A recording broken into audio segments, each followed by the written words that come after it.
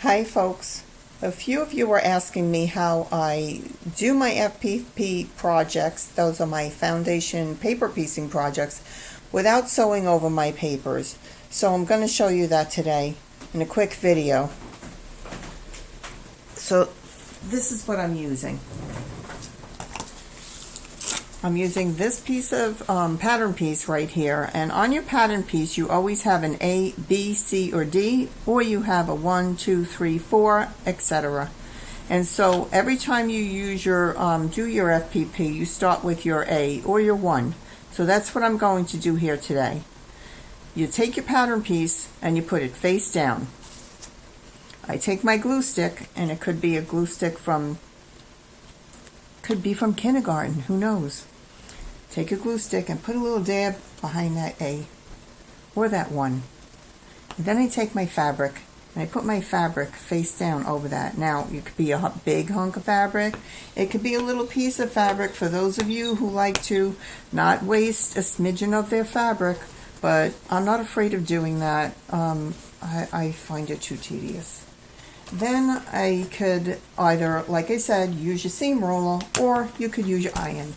I find when I use my iron, it sets that glue, and then I don't have to worry about my fabric falling away from my pattern piece, so I could label it later. So now what you want to do is I have to sew on this line between A and B. I'm going to take my add a quarter ruler, and for those of you who don't know, the way that they want you to use an add a quarter ruler is you take your add a quarter ruler, you put it face down. Face down, your ruler edge on this side, that's your flatter edge, not your ledge edge of the ruler. And then you fold your paper down, and that's how you get your nice crease.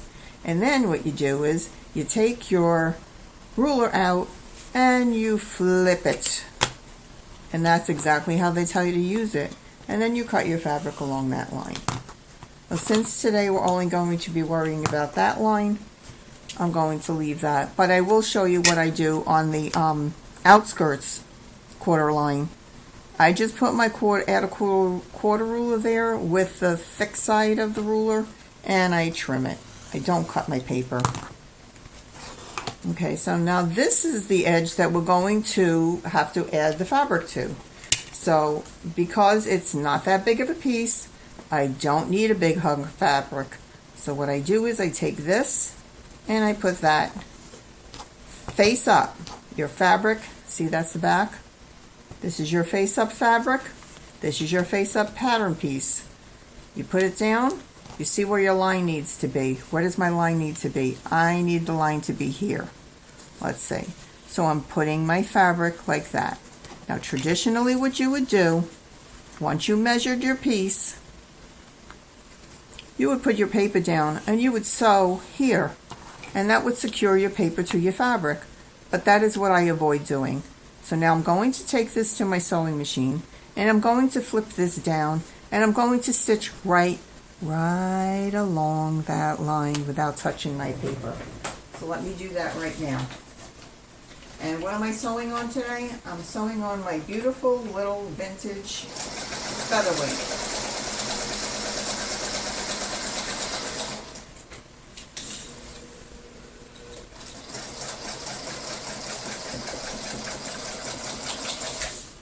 And snips, come back to you. Here it is.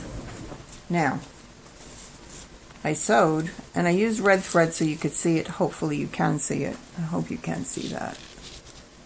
I am not sure. Hopefully. Anyway, now you have it. What do I do now? You flip your fabric up, your pattern piece up, you flip your fabric up. You do that. What I do is I take this whole thing, flip it back down. I get my nice seam going with my iron. That's why these little irons and these little mats come in so handy. Don't have to move around too much. Put this back down and do my trimming.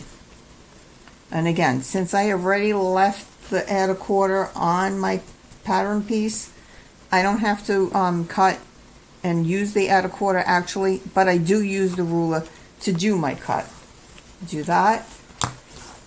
You can turn it I actually have a small enough cutting mat here that I could just be turning it, but I didn't.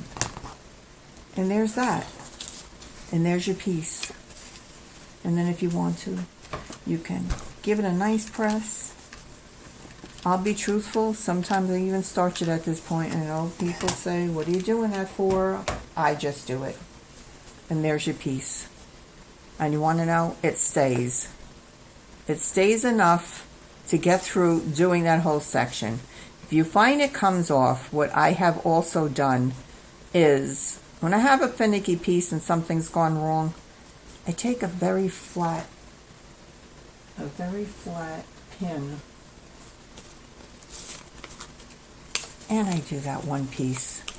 And of course, throughout the rest of the pieces that I have to do, I'm just cautious that I don't prick my finger. Usually does happen, but you could try to be careful. Sometimes I just take it and I put the point back through the fabric, between the fabric and the paper, and so I have less of a chance of getting hurt. And that's it, folks. That's how I do it. Thanks. Thanks for watching. Be well.